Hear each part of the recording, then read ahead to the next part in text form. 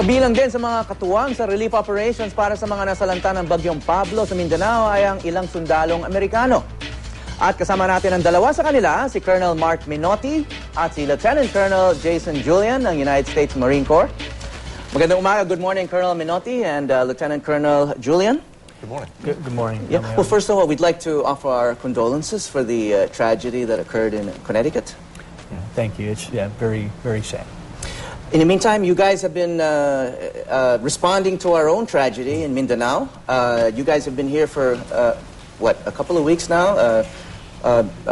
Lieutenant Colonel Julian, you've been flying some sorties to Mindanao, and you've been involved in directing some of this traffic. Right, Howie. So I was here since the 2nd of December. Came in for the Balakatan Final Planning Conference. During that is when we saw the catastrophe starting to take place. Basically, you saw this unfold. You were already in the country. It wasn't like you're outside the country and flying in just to help out in the wake of the disaster. Which part of the country were you in? Manila, sir, and that's with our senior level planners from the AFP side, who, by the way, through just the familiarity of working with them over the years, we were able to quickly formulate a plan and see how we could perhaps offer support.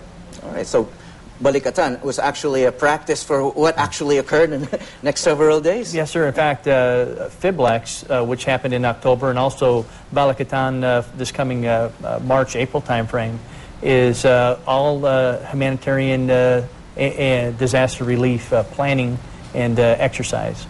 And Jason, you're a pilot, so that was your primary role in this disaster response? It was. I'm the squadron commander of the KC-130s that came here. We're based out of Okinawa, so that provided us a unique opportunity. When we got the call for relief, we were able to land here within 7 hours of that initial call, and we were flying relief supplies down within 24 hours, and a lot of that really has to do with the fact that we've operated here so many times during these training exercises with your country, and that unique opportunity and relationship allowed us to get up on our feet very quickly and start our operations. Any lasting impressions? Because I know the Marines, don't just fight wars. You also respond to disasters like this in other parts of the world. So any lasting impressions from your experience in the last couple of weeks?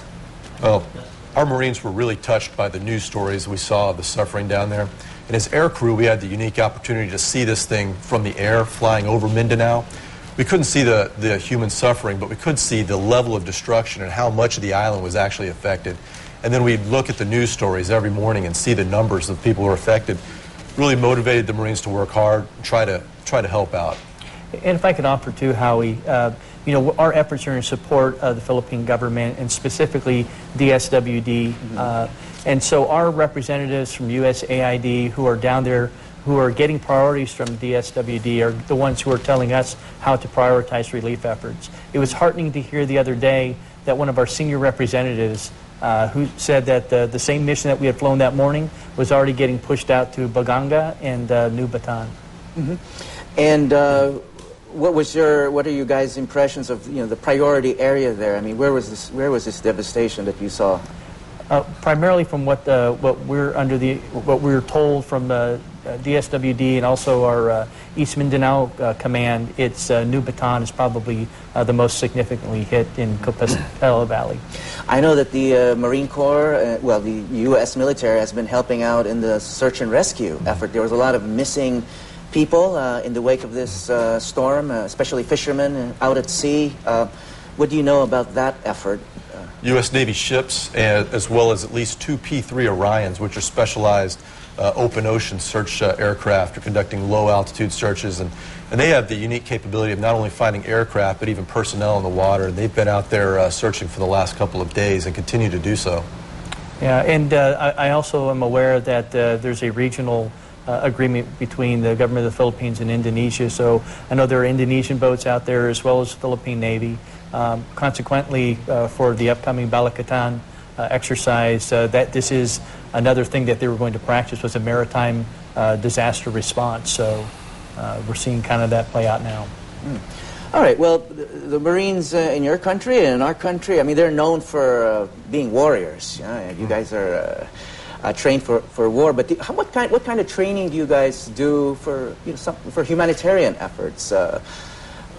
disaster response? Is this something that you also train as intensively as you would for conflict? Well, I'll start and see if Lieutenant Colonel Julian has anything. So we can't be singularly focused. We have what they call a range of military operations, and certainly this is one that we know in the past our civilian officials have looked for our assistance with, so we do practice and train to it, sir. Just by the frequency of what we really participate in, yes, most of our Marines have deployed to combat, but more of our Marines have participated in humanitarian operations, including when the flooding happened in New Orleans. Remember, our entire squadron launched out of San Diego to support that. When typhoon or hurricanes have hit Puerto Rico, we've participated in that. Northern Japan, Indonesia. Those are the operations that we're more familiar with, quite frankly. Yeah. Okay. Well, thank you for your efforts in the Philippines, and good luck in your future missions. Thank you, Howie. Maraming salamat, Colonel Mark Minotti at Lieutenant Colonel Jason Julian of the United States Marine Corps.